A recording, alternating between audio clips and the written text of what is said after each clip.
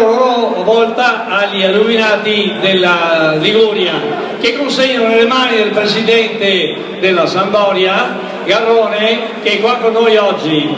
Grazie Presidente, consegno a lei in nome e per conto dei tifosi. Grazie tifosi del Padova, grazie quelli della Sampdoria. Noi stiamo lavorando per fare che il calcio diventi un divertimento. Dobbiamo a Vicenza darci una mano affinché diventi veramente uno sport bello come lo è già.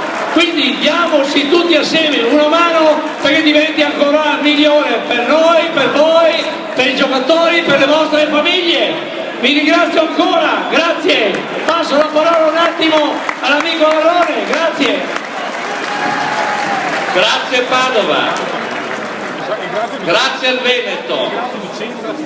Con questo gesto avete dimostrato quella che è la vostra generosità.